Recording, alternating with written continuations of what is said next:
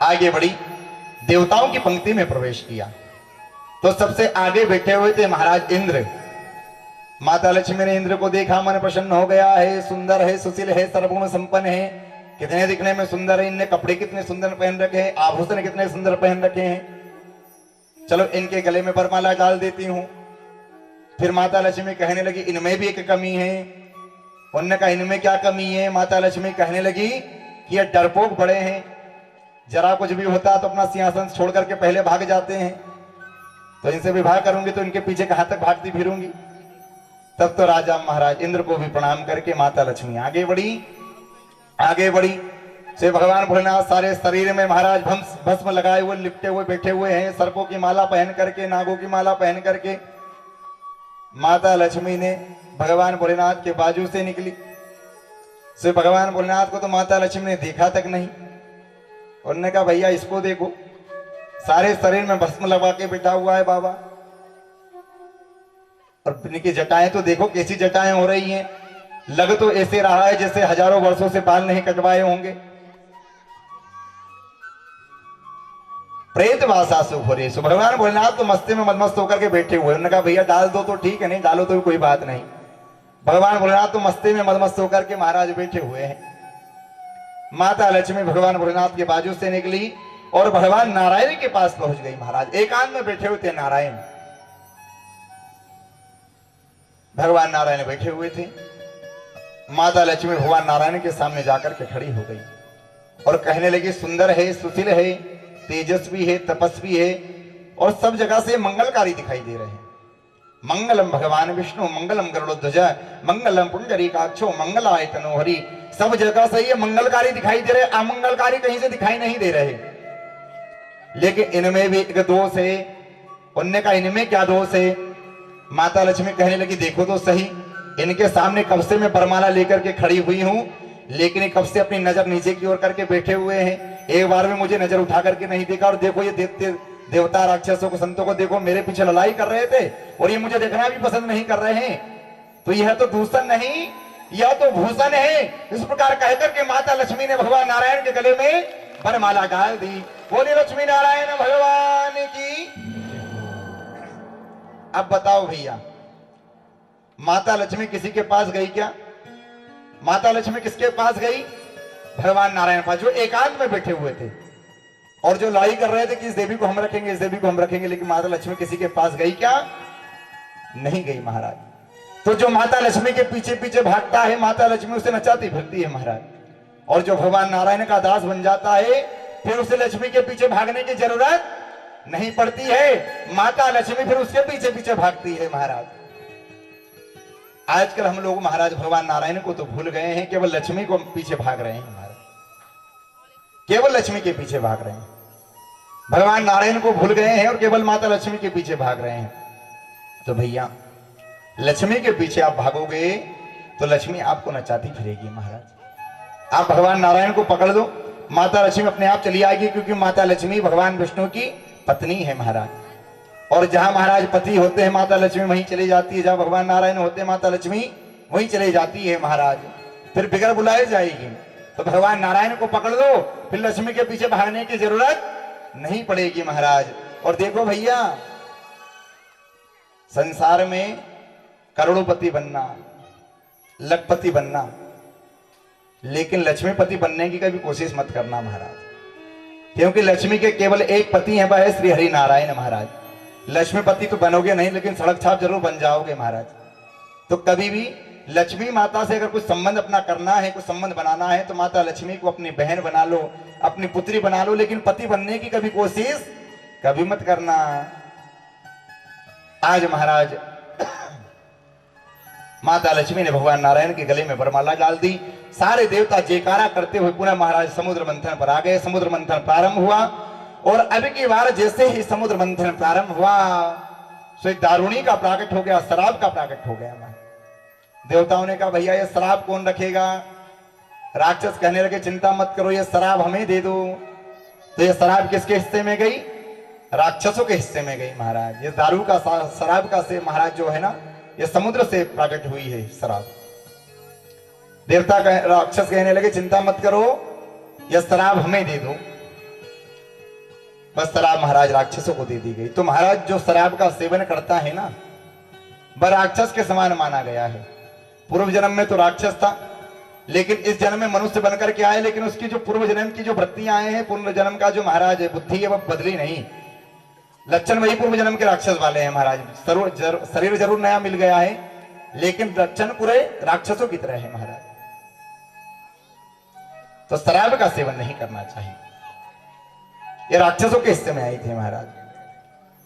शराब राक्षसों को दे दी गई और अब की बार पुनः समुद्र मंथन हुआ। और अब समुद्र मंथन हुआ, अब की बार धनवंतरी महाराज हाथ में अमृत का कलश लेकर के जल राशि को चीरते हुए प्रकट हो गए। वही धनवंतरी महाराज की, धनवंतरी महाराज का प्राकट हुआ। सारे देवता तो टकटकी लगा करके दूर से देख रहे थे। राक्षसों ने मौके का फायदा उठाया, धनवंतरी महाराज के हाथ से अमृत का कलश छुड़ाया और सारे राक्षस भाग खड़े हुए। सारे देवता कहते रह गए, ले गए करते रह गए महाराज। अब इधर महाराज सारे देवता तो देखते रह गए, सारे राक्षस महाराज अमृत का कलश लेकर के भाग गए। हाथ जोड़ करके भगवान नारायण से सारे देवता कहने लगे, प्रभु क्या करें, बस अमृत का कलश तो देते लेकर के चले गए।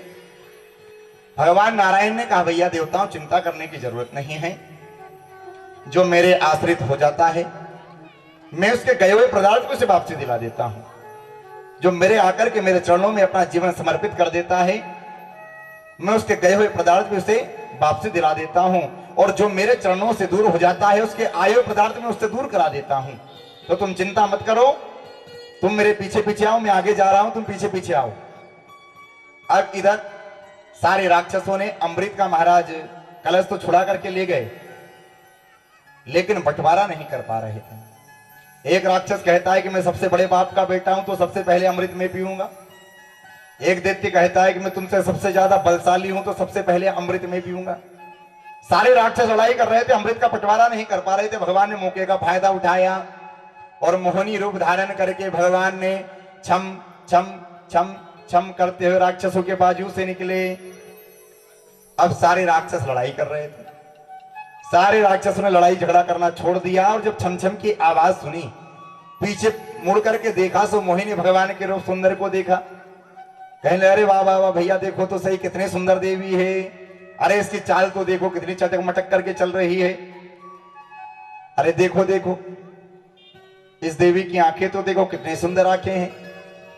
आज से इतनी सुंदर देवी हमने कभी नहीं देखी। अब राक्षसों ने मोहिनी भगवान से पूछ लिया, देवी का तुम, आप कौन हो और आकाश मंडल में कहां घूम रही हो, कहां जा रही हो। मोहिनी भगवान कहने लगे कि भैया तुम कौन होते हो मुझसे पूछने वाले कि मैं कहां से आ रही हूं और कहां जा रही हूं। सारे राक्षस कहने लगे, देवी आपने महाराज कश्यप का नाम तो सुना होगा। मोहिनी भगवान कहने लगे, हाँ हाँ मैंने बिल्कुल सुना है। सारे दैत्य कहने लगे, देवी हम महाराज कश्यप की संतानें हैं। मोहिनी भगवान कहने, अच्छा भैया महाराज कश्यप की संतानें हो, भैया आप लोग यहां पर क्या कर रहे हो। सारे दैत्य कहने लगे, देवी क्या बताएं, हमने सारे दैत्य और देवताओं ने मिलकर के समुद्र मंथन किया और उस समुद्र मंथन से हमें यह अमृत की प्राप्ति हुई है। तो इस अमृत को बंटवारे को लेकर के हम लड़ाई झगड़ा कर रहे हैं, लेकिन तुम बहुत अच्छे समय पर आ गई हो, तुम अपने हाथों से अमृत का बंटवारा कर दो। अब मोहिनी भगवान ने यहां पर थोड़ा त्याग बताया है। मोहिनी भगवान कहने लगे, भैया दैत्यो हमने महाराज कश्यप का नाम सुना था, बड़े बुद्धिमान संत थे, लेकिन मुझे नहीं पता उन बुद्धिमान संत की तुम्हारे जैसे मूर्ख संतानें होगी। सारे राक्षस कहने लगे, अरे ओ देवी हमसे मूर्ख कैसे कहा तूने। मोहिनी भगवान कहने लगे कि भैया ये मूर्खता नहीं है तो क्या है। एक अपरिचित स्त्री, जानना पहचान, और इतनी बहुमूल्य अमृत मुझे बांटने के लिए दे रहे हो, और यदि मैं अमृत का घड़ा लेकर के भाग गई तो क्या कर लोगे। अब तो सारे राक्षसों को और भरोसा हो गया। सारे राक्षस कहने लगे, देखो भैया ये देवी कोई हमें साधारण खानदान से नहीं, बड़े ऊंचे खानदान से मालूम पड़ती है, इसकी बातों से लग रहा है। अब तो सारे दैत्य कहने लगे, देवी अब तो कुछ भी हो जाए, अमृत पिएंगे तो तुम्हारे हाथों से ही पिएंगे, वरना अमृत नहीं पिएंगे। मोहिनी भगवान कहने लगे, चलो भैया अब तुम बार बार मुझसे कह रहे हो तो मैं अमृत पिलाऊंगी, लेकिन मैं किसी को किसी प्रकार भी अमृत पिलाऊं, बाद में मुझसे कोई लड़ाई झगड़ा मत करना है कि उसे ज्यादा पिला दिया मुझे कम पिलाए, बाद में लड़ाई झगड़ा मत करना। सारे राक्षस कहने लगे, देवी तुमको जिसको जैसे पिलाना वैसे पिलाऊं, कुछ नहीं बोलेंगे। अब पीछे से देवता भी, अब देवताओं को भगवान ने इशारा किया भैया कि भैया बैठ जाओ। सारे देवता बैठ गए महाराज। अब मोहनी भगवान सारे राक्षसों से कहने लगे भैया मैं देख रही हूं इस घड़े में ऊपर निखम पानी पानी दिखाई दे रहा है, तो क्यों ना ये जो ऊपर का पानी पानी इन देवताओं को पिला दूं और नीचे का जो गाढ़ा गाढ़ा वो तुमको पिला दूंगी। सारे देवते कहने लगे कि देवी तुमको जिसको जिस प्रकार पिलाना वैसे पिलाओ। अब तो भगवान ने इशारा किया, सारे देवता पंक्ति बना करके बैठ गए। अब मोहनी भगवान ने सारे देवताओं को अमृत पान कराना प्रारंभ किया। अब अमृत पान कराते कराते महाराज सारे देवताओं को अमृत पान कराया भगवान ने। लेकिन इन राक्षसों में एक सरभानु नाम का दैत्य बड़ा चालाक था महाराज, बड़ा चालू था। उसे महाराज पता चल गया कि दाल में कुछ ना कुछ काला है, तो उसने एक देवता का रूप धारण किया और सूर्य और चंद्रमा के बीच में जाकर के बैठ गया महाराज। इधर भगवान ने सारे देवताओं को अमृत पान कराया, सूर्य चंद्रमा को भी अमृत पान कराया, उस सरभानु नाम के दैत्य को भी भगवान ने अमृत का पान कराया। इधर सूर्य और चंद्रमा ने भगवान को इशारे से कहा भगवान प्रभु ये नकली है। तब तो सुदर्शन चक्र को भगवान ने आदेश दिया कि जाकर के भैया सरभानु नाम के दैत्य का सिर धड़ से अलग कर दो। महाराज सुदर्शन चक्र ने जाकर के उस सरभानु नाम के दैत्य का सिर धड़ से अलग कर दिया महाराज। अब देखो यह सरभानु नाम का दैत्य अमृत का पान कर चुका था, लेकिन यह मरा नहीं, यह दो रूपों में परिणित हो गया, जो महाराज आज राहु और केतु के नाम से जाना जाता है। महाराज ये दो रूपों में परिणित हो गया, जो राहु और केतु के नाम से जाना जाता है। आपने देखना राहु और केतु को, एक का धड़ और एक का सिर, दोनों का अलग अलग महाराज दो रूपों में परिणित हो गया। अब ये मरा नहीं क्योंकि अमृत का पान कर लिया था। अब इस सरभानु नाम के महाराज जब सर काटा गया, गर्दन काटी गई, तो इसका जो खून नीचे आकर के जमीन पर गिरा, उससे प्याज और लहसुन की उत्पत्ति हुई महाराज। यह जो प्याज और लहसुन है ना, यह सरभानु के महाराज दैत्य के खून से प्याज और लहसुन की उत्पत्ति हुई है। इसीलिए प्याज और लहसुन नहीं खाना चाहिए, क्योंकि दैत्य के खून से यह लहसुन और प्याज उत्पन्न हुआ है महाराज। इसलिए प्याज और लहसुन में दोष माना गया है, तामसिक प्रवृत्ति होती है लहसुन प्याज खाने से महाराज। अब उस सरभानु नाम के दैत्य का सिर काटा और सारे देवताओं को भगवान अमृत का पान करा करके भगवान अंतर ध्यान हो गए। सारे राक्षस कहने लगे भैया वह कहां गई, वह कौन थी? तब तो एक राक्षस कहने लगा भैया वह तो थी नहीं, वह तो था। उनने कहा कौन था? उनने कहा भाई काला काला मुरली वाला आया और हमारी आंखों में धूल झोंक करके सारे देवताओं को अमृत का पान करा करके चले गया। जैसे ही राक्षसों ने सुना, राजा बलि ने सुना, आंख बबूला हो गए और मारो काटो कह करके देवताओं के ऊपर टूट पड़े महाराज। लेकिन सारे देवताओं ने अमृत का पान कर लिया था। सारे देवताओं ने महाराज सारे राक्षसों को समाप्त कर दिया, सारे राक्षसों को मार दिया महाराज। और सारे देवताओं ने जाकर के स्वर्ग पर अपना पुनः आधिपत्य जमा लिया महाराज। अब इधर गुरु शुक्राचार्य जी आए राक्षसों के पास, जो राक्षस मर गए थे वहां पर आए। गुरु शुक्राचार्य जी ने अमृत संजीवनी विद्या के द्वारा हाथ में जल लिया और जल लेकर के जैसे ही सारे राक्षसों के ऊपर छिड़का, जो मर गए थे वह पुनः जीवित हो गए महाराज। राजा बलि भी पुनः जीवित हो गए। राजा बलि ने तो गुरु शुक्राचार्य जी के पैर पकड़ लिए और कहने लगे महाराज आज तो आपने बचा लिया, नहीं तुम मर गए थे। अब राजा बलि गुरु शुक्राचार्य जी से कहने लगे भैया गुरु जी मुझे बताइए कि वह इंद्र की गद्दी किस प्रकार मुझे मिले। गुरु शुक्राचार्य जी कहने लगे भैया राजा बलि संसार में मेरे पास हर चीज की गांठ है, लेकिन उस नारायण की मेरे पास कोई गांठ नहीं है। मैं उस नारायण को अपने बंधन में बांध नहीं सकता। और वह जो नारायण है ना, वह ब्राह्मणों से अधिक प्रेम करता है, ब्राह्मणों का अनन्य भक्त है। तो भैया राजा बलि अगर ब्राह्मण तेरे सपोर्ट में आ गए सारे, तो तू उस नारायण से जैसा कहेगा वैसा वह नारायण करेगा, फिर तुझे इंद्र बनने से कोई नहीं रोक सकता। तब तो राजा बलि कहने लगा महाराज फिर अब मैं क्या करूं? तब तो गुरु शुक्राचार्य जी कहने लगे भैया राजा बलि कुछ करने की जरूरत नहीं है, ब्राह्मणों को बढ़िया शुद्ध घी और मालपुए के लड्डू खिलाओ। सारे ब्राह्मण प्रसन्न हो गए तो ये भगवान नारायण तुम्हारे बस में आ जाएगा। अब तो क्या था, राजा बलि ने बड़े सुंदर सुंदर भंडारे करना प्रारंभ कर दिया महाराज। सारे ब्राह्मण महाराज मुग्ध होकर के भंडारे का आनंद लेने लगे। राजा बलि से सारे ब्राह्मणों ने पूछ लिया कि भैया राजा बलि मांगो क्या चाहिए। राजा बलि हाथ जोड़ करके सारे ब्राह्मणों से कहने लगे, महाराज बस कुछ नहीं, आपकी कृपा दृष्टि बनी रहे, आपका आशीर्वाद बना रहे।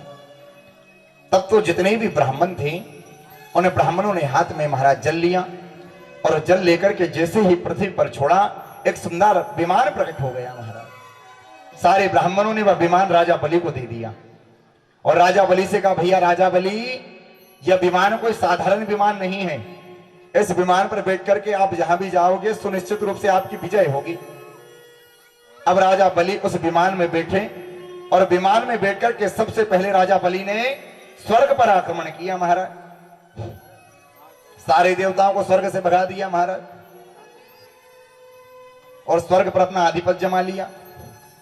अब सारे देवता दर दर की ठोकरें खाने लगे। महाराज अब गुरु शुक्राचार्य जी ने एक दिन राजा बलि से कहा, भैया राजा बलि, तुमने स्वर्ग पर तो अपना आधिपत्य जमा लिया, लेकिन तुम अभी इस इंद्र की गद्दी पर नहीं बैठ सकते हो, क्योंकि यह इंद्र की गद्दी पर वही व्यक्ति बैठ सकता है जिसके 100 अश्वमेध यज्ञ हो। वही इस इंद्र की गद्दी पर बैठ सकता है जिसके 100 अश्वमेध यज्ञ हो। राजा बलि कहने लगे, महाराज तो मैं क्या करूं? गुरु शुक्राचार्य जी कहने लगे, भैया कुछ करने की जरूरत नहीं है, सुंदर अश्वमेध यज्ञ करना प्रारंभ कर दूं। अब तो क्या था महाराज,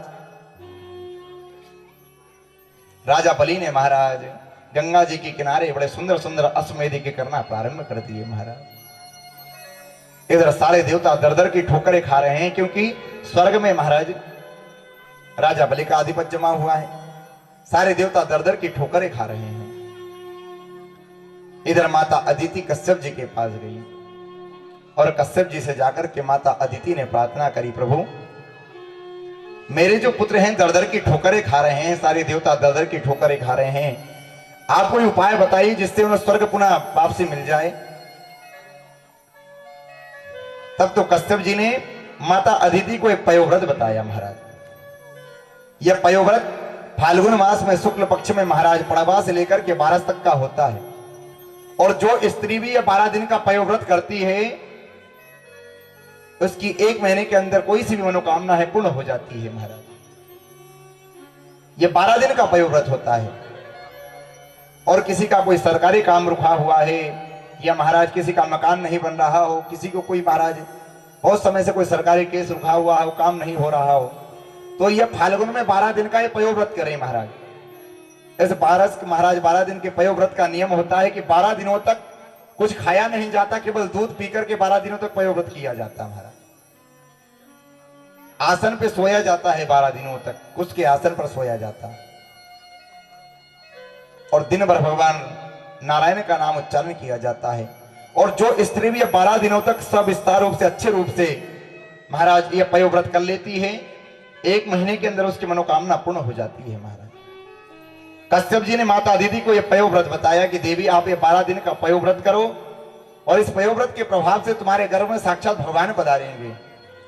माता अदिति ने महाराज ये 12 दिन का पयोव्रत किया, और इस पयोव्रत के प्रभाव से महाराज इधर अभिजित लगना आई, शुभ मुहूर्त आया, और इस शुभ मुहूर्त में महाराज माता अदिति के गर्भ से वामन भगवान का प्रागट्य हो गया। बोलिए वामन भगवान की। वामन भगवान का अवतार हुआ, महाराज जन्म हुआ। आकाश से दुंदुभि की आवाज होने लगी, मृदंगान होने लगे, अप्सराएं नृत्य करने लगी। महाराज अब ये वामन भगवान का जो अवतार हुआ है, वामन भगवान केवल आपको तीनों लोगों का राज्य कहां से ला करके दूं?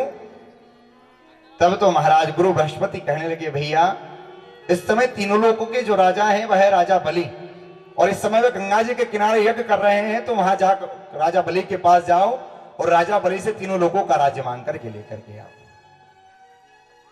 अब तो महाराज वामन भगवान राजा बलि के यज्ञ की ओर चल दिए। महाराज चक पक चक पक चक पक, महाराज खड़ाओं की आवाज करते हुए चल दिए। हाथ में महाराज छाता है, छोटा सा कुछ का हाथ आसन महाराज बाजू में है, आंख में छोटा सा कमंडल हाथ में लेकर के वामन भगवान चकपक चकपक चकपक करते हुए और राजा बलि के यज्ञ के निकट पहुंच गए, और यज्ञशाला से दूर जाकर के खड़े हो गए और यज्ञशाला को टुकुर टुकुर देखने लगे वामन भगवान। अब राजा बलि की दृष्टि जब वामन भगवान के ऊपर पड़ी, राजा बलि तो मुग्ध हो गया वामन भगवान को देख करके। राजा बलि कहने लगा, भैया आज से इतना सुंदर बालक तो हमने कभी नहीं देखा, इतना सुंदर ब्राह्मण तो हमने कभी नहीं देखा। राजा बलि तुरंत महाराज यज्ञशाला में से दौड़ते हुए आए, आकर के वामन भगवान को प्रणाम किया और वामन भगवान से कहने लगे, प्रभु मेरी तो 7 पीढ़ी तर गई जो आप जैसा ब्राह्मण मेरे यज्ञ में आए। बोलिए महाराज आपको क्या चाहिए? अरे आपका विवाह हुआ है या नहीं हुआ है? आपका विवाह नहीं हुआ तो छोटी सी बोनी से, छोटी सी गुड़िया से आपका विवाह करा दूं। मांग लो महाराज, क्या चाहिए? धन चाहिए, दौलत चाहिए, आपको जो लगे वो मांग लो महाराज, मैं आपको प्रदान करूंगा। आप दिखने में बड़े सुंदर,